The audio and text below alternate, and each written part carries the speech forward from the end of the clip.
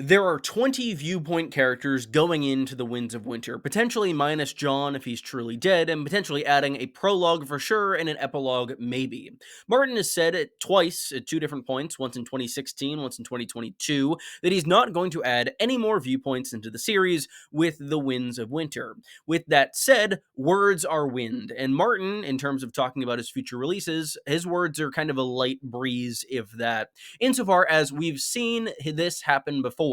Between A Storm of Swords and A Feast for Crows, Martin said he was not planning on adding any more viewpoint characters as it would expand the story too far. What happens in Feast and A Dance with Dragons? A billion new viewpoints are added, near over doubling the total from A Storm of Swords in those two books combined. So it is worth considering the fact that we could potentially see a new viewpoint in the Winds of Winter, regardless of what Martin has said in the past. I don't know how likely that is, but I thought it'd be fun to speculate today. So I'm going to give you my top 10 potential new viewpoint characters for the Winds of Winter. So, what am I looking for in a viewpoint character? I want someone who's going to have an interesting new perspective on the story. They should bring us something we really haven't experienced so far. Additionally, I will give bonus points for shedding light on some plot element or beat that is not really going to be on page otherwise. Specifically, if they're in an area that is pretty unoccupied by viewpoints, that is considered very good. Additionally, I tend to think that characters are going to be a little further apart in terms of viewpoints, at least in terms of adding viewpoints, as there's no real purpose to adding a sixth Marine viewpoint at this exact juncture. I do think that there are a number of very interesting possibilities, some of which I won't get to today, so let me know in the comments. Who do you want to see as a viewpoint in the Winds of Winter if you could add just one character? Number 10 is the Hound, Sandor Clegane. While the last time we were confirmed to see Sandor is at the end of A Storm of Swords, with Arya abandoning him and then going off to Bravos, it is very likely that he did survive those wounds that had become infected, and he is likely living as a gravedigger on the Quiet Isle, as we saw in Brienne's perspective in A Feast for Crows. Sandor would be a very interesting character. He's been privy to a lot of the events that have happened throughout the series, and it'd be really interesting to see his perspective on these events, and he is in a pretty isolated location, being the Quiet Isle and pretty central in the Riverlands and Westeros as a whole. With that said, I'm not positive in his role in the story going forward. In that, if he is truly this gravedigger and he has taken this vow of silence, he A, won't speak, which isn't very good for a viewpoint character, and additionally, he has kind of taken up this life of peace and solitude, and I don't think that that would really lend itself to coming out of retirement and beginning to adventure again. While that could be cool, I think it would disrupt a character arc that I think has ended in a pretty decent spot as of now. I think the show kind of made that mistake, and I'd rather Martin not make it as well, but I'd still kind of like to see Sandor both alive and in the story again, and it would be cool to have him as a viewpoint.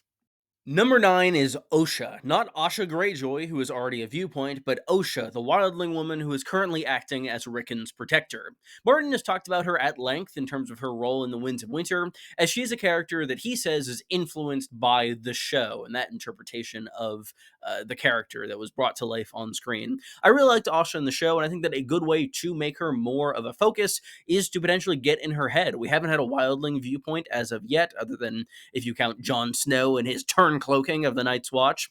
But I also think that we really couldn't see a Rickon viewpoint at this point. He's still a bit too young. I think he's like 5, and I don't think that Martin would really want to write a chapter for a 5-year-old. So I think that Osha could be kind of the Catelyn Stark to his Robb Stark, especially if he ends up taking control as a potential king in the North, though Sansa could have the same role and rule as his regent in so doing. So Osha could be a good consideration. I'd like it, but she's not super duper high on my list, hence her being here at 9th. Number 8 is gonna maybe ruffle some feathers for being this low, but Stannis Baratheon. I think that Stannis is better as a non-viewpoint character. I think we gain something from not being in his head and kind of guessing at his plans as all of these characters around him are doing. I like Martin's philosophy of not being in the head of any kings from the War of the Five Kings, and I think that Stannis remaining as such and remaining a tertiary character and not a viewpoint character is kind of for the best. With that said, I've often seen people raise Stannis as a potential character to become a Viewpoint, specifically in an epilogue, which I could enjoy. I think that the main point against this for me, which it's ranked at 8 and above these previous two because I really want to get more Stannis and be cool to get in his head, but I think the likelihood is pretty low. Specifically, given that the Theon sample chapter from the Winds of Winter could essentially be a Stannis chapter, but it's from Theon's perspective still, and it's not. So I think that overall Stannis is not very likely to be a Viewpoint, though it'd be neat. 7, I have a double slot, Marjorie and Olenna Tyrell. I think that if we're looking at the earlier part of this series, Marjorie is clearly the better choice here. I think that if Marjorie was added as a Viewpoint going into A Feast for Crows and A Dance with Dragons, that could have been a really cool way to do things. I think that you could have either had that dueling with Cersei's perspective, or to a point replacing certain Cersei chapters in King's Landing. That'd be a really interesting perspective to get, as we do not yet have a Tyrell Viewpoint. With that said, in The Winds of Winter, despite Marjorie being a very interesting character and someone who we really haven't gotten the level of insight we've seen on the show in the books, she's still kind of had all of her niches occupied, insofar as we have someone who's going to be on trial in King's Landing already, that being Cersei, and we have someone who might try to switch sides, which is Arianne, who is going from the Lannister regime to the new regime of Aegon the Sixth Targaryen. I think that Marjorie's role between those two things is already occupied by Arianne and by Cersei, so she might not be the best choice going into Winds. With that said, Olenna is back in the Reach and could also serve as an interesting kind of player as a Viewpoint, as she is this kind of mastermind-esque schemer, the likes of which we really haven't had as a Viewpoint so far in the series, and that could be very cool. I love the Queen of Thorns, so either of these I'd be quite happy with. 6th is Edric Storm. For those who might not be familiar, this is a character who is combined into Gendry Baratheon in the show. He's one of the bastards of Robert Baratheon, one of his, I think, only 2 acknowledged royal bastards. It's him and Maya Stone, and he's got a very interesting position right now. He was the individual who Davos allowed to escape rather than be sacrificed by Melisandre towards the end of Storm of Swords, and since that time, he's been kicking it in Lys, one of the free cities in Essos, with his protectors around him. We hear about him a little bit in A Dance with Dragons, so it's unclear as to exactly what might be going on there, but he could have a very interesting role to play in the wars to come, in that he could be the Baratheon supporter for either Aegon or Daenerys if he were to be legitimized and stripped of any claim to the kingdoms and the throne itself. I think that Edric, being so young and being positioned pretty well to be key to both Aegon and Daenerys' invasions, could provide some interesting insight into both or either. My 5th place is Val. I mentioned earlier that we didn't have any wildling Viewpoint characters, and while Asha would be a great idea, I like Val even more. She's the so-called wildling princess, even though the free folk don't really observe customs of kind of lineage determining who's ruling them, as Mance was kind of chosen by the people, and the same would be true of anyone else. With that said, Val has still been a very important political figure in the North, and going forward, perspectives on the wildlings and the Wall are fairly unclear overall, given the fact that Jon is dead, and Melisandre is not necessarily bound to the Wall by any means. Val is someone who could be sincerely focused on the wildlings and the northern plot, especially integrating them into the greater realm as they have received this land in the gift, and in Jon's 12th chapter of A Dance with Dragons, they are all let through the Wall in order to protect them from the others. Seeing things through her eyes and kind of developing this conflict with the White Walkers could be quite cool, and she could be another perspective on Jon Snow, if Jon Snow indeed does not return as a Viewpoint character, which, in my opinion, would be pretty neat. I'm going to keep the Night's Watch train a-rolling with a double entry here again. 4th place goes to either Satin or Sir Dennis Mallister.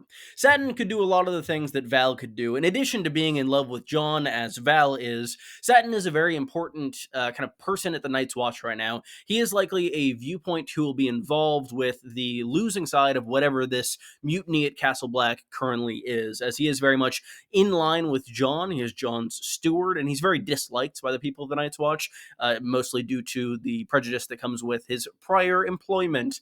Seton is a pretty interesting character, and I do think that there's a lot going on there, and seeing things through his or her eyes could be quite fun as well. Dennis Mallister, I also included. I think he's less likely than Satin, but I still think there's a distinct possibility there insofar as we do know that Martin did really want to show us Hardhome. There are old drafts that show that John's story in A Dance with Dragons was supposed to end with Hardhome. It was such an iconic episode of the fifth season of the television show, and there are such mysterious and dark things going on there. For those who don't know, Sir Dennis Mallister works at Eastwatch. I believe he's the commander there, and he has gone with a number of ships on loan from Stannis Baratheon to rescue wildlings from Hardhome. They are set upon by the undead, and we get a very mysterious letter from him in John 12, which I previously mentioned. And yeah, he would just be really cool to kind of see this perspective north of the wall. That said, I think he might be better off as like a prologue viewpoint, and we already know the prologue is not going to be north of the wall because it's going to deal with Jane Westerling. I think number 3 is my most original pick on the list, as I've not seen anybody else suggest this character as a viewpoint, but I think it would be so fun. That character is Big Walder Frey. Very much down the line of the Frey succession and stranded in the north. We know from the Asha fragment that this young boy, who I think is only like 10 or 11, is leading the Frey forces in the Battle of Ice. This is a very precarious position, and given the fact that his cousin, Hosteen is going to die in that battle almost certainly, I think that keeping little Walder around and even seeing through his eyes could be quite fun.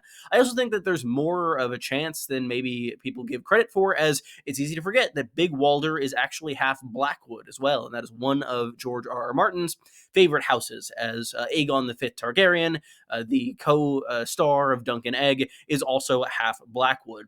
I think that the role of this little Frey, this little big Frey in the middle of northern politics, is going to be fascinating. I could see him used as a hostage, much in the way that Asha and Theon kind of are right now. And actually seeing through this ambitious little kid's eyes could be quite fun, especially given the fact that he's been in the story since A Clash of Kings. It'd be a really cool development. Second up is an idea I've had since the first time I read the series in 2016, and it's the only character on this list that Martin could include as a viewpoint without technically breaking his established rule, what he has said about adding no new viewpoints. That is Lady Stoneheart, Catelyn Stark. Catelyn was a viewpoint, a major viewpoint for the first 3 books. I loved her chapters therein. That said, Lady Stoneheart is not necessarily Catelyn Stark. She is this force of nature revived, pulled from death and driven by vengeance. And it could be fascinating to see how her internal monologue has shifted in the time since she has died and come back. With that said, we don't even know if that's possible. Martin might have a rule against characters coming back and still being viewpoints. We'll likely find out based on Jon's perspective. But if Jon does have viewpoint chapters in The Winds of Winter, I would really like to see Lady Stoneheart chapters as well, as likely Jaime and Brienne will not be with her for the entire book, and it still could be fascinating to see her perspective as things unfold. Honorable mention, Ghost. I think we are probably going to get a Ghost chapter in between Jon being dead and resurrected as he is living his second life in this animal. And that opens the door to other animal chapter viewpoints. So Sir Pounced viewpoint, potentially. Tyrek viewpoint even. I don't know. All of these great options, but I figured honorable mentions would be the best way to go about them. The character that I want to see as a viewpoint the most is probably not surprising, Willis Tyrell. I think the only thing that Martin could do to dethrone John Connington as my favorite viewpoint character is introduce a nerd with a bad leg, because that is literally me. I would be forced to love Willis Tyrell even more than I love John Connington. In all seriousness, as I mentioned with Marjorie and Olenna, we do not yet have a Tyrell viewpoint, and they are such a crucial branch of Westerosi politics, pun intended, given that the Reach and its plant life account for a massive portion of the food of Westeros. Additionally, he's in a pretty politically isolated area. Yes, Sam is currently in Old Town, but Old Town kind of has its own shit going on. He's at the Citadel, he's potentially dealing with Euron, he's doing a bunch of stuff. The Reach in and of itself is not necessarily indicative of Old Town. Willis, however, is at Highgarden, commanding forces there. Martin has said that we will see this Tyrell Castle at some point in the future of the series, and it's unclear exactly how that might be, as there really isn't a ton of time. There's no time for that.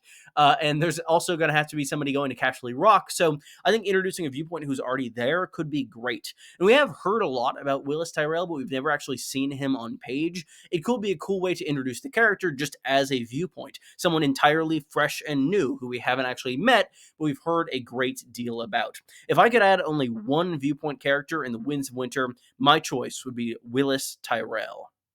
Thank you all so much for watching. If you enjoyed this video, be sure to leave a like and subscribe. I'd really appreciate it. It really helps grow the channel, and it is free. It just helps me out a lot. I'll have many more videos on A Song of Ice and Fire out for you in the near future. So again, stay tuned for all of those. A video on Jon and a video on Cersei upcoming, so I hope you will stick around and enjoy both of those.